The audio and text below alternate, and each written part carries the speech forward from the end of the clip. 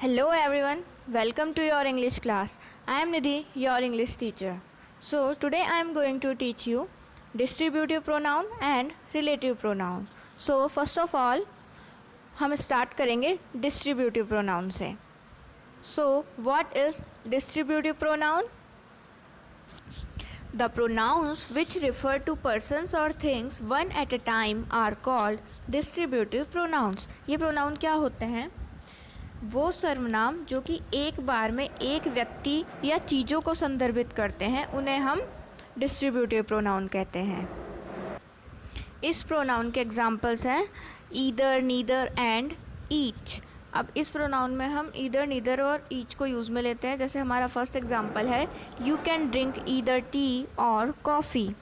तुम या तो कॉफ़ी या चाय पी सकते हो, मतलब दोनों में से एक पी सकते हो.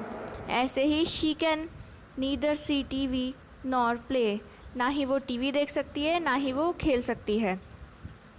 नीदर नॉर का मतलब है ना ही ये ना ही वो, और ईदर और का मतलब है या तो ये या वो. ऐसे ही each of us bought the book. अब ईच ऑफ अस का मतलब है हम में से एक, हम में से प्रत्येक, ऐसे भी बोल सकते हैं. ऐसे ही give the chocolates to each, और ईच का मतलब है प्रत्येक, मतलब प्रत्येक को चॉकलेट्स दो. तो इस प्रकार से हमारे डिस्ट्रीब्यूटिव प्रोनाउंस थे. अब हम हमारा नेक्स्ट प्रोनाउन पढ़ेंगे जो कि है relative pronoun. What is relative pronoun? Relative pronoun क्या होता है? The pronouns who, whose, whom, which, that which join two sentences and relate or refer to nouns which have gone before are called relative pronouns. अब क्या होता है relative pronouns में?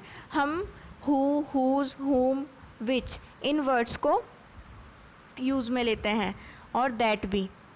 तो ये क्या करते हैं, दो सेंटेंसेस को जोड़ते हैं और उनमें रिलेशन बताते हैं नाउन से.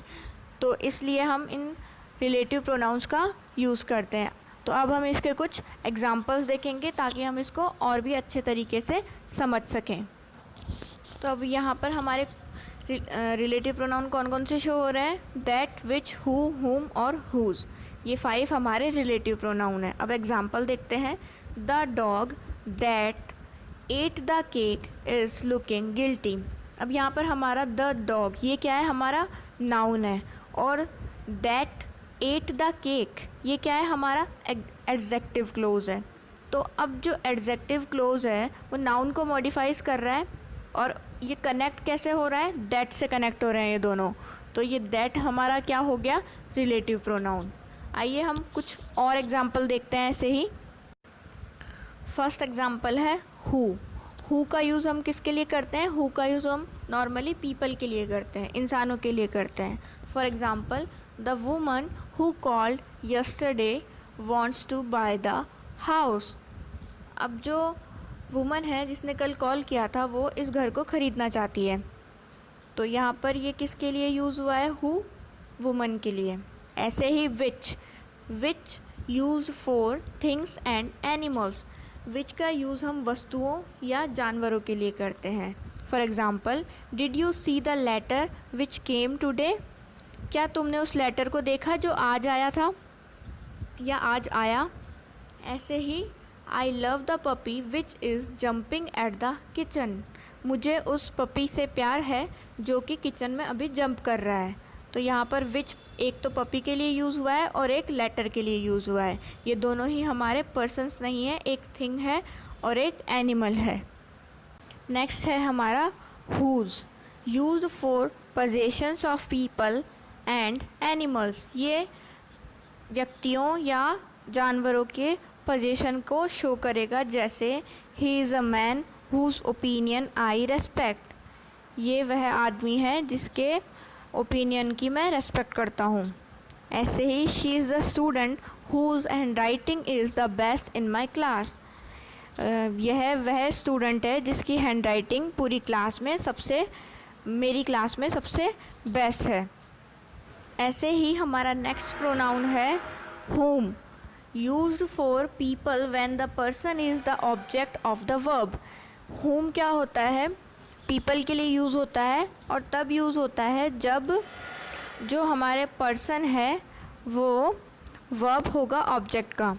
जैसे the author whom you criticize in your review has written a letter in reply। वह लेखक जिसकी तुमने आलोचना की थी उसने रिप्लाई में एक लेटर लिखा।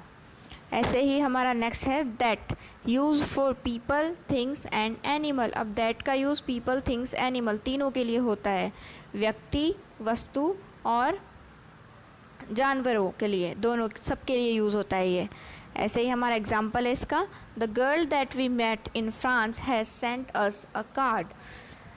वह लड़की जिससे हम फ्रांस में मिले थे उसने हमें एक कार्ड भेजा।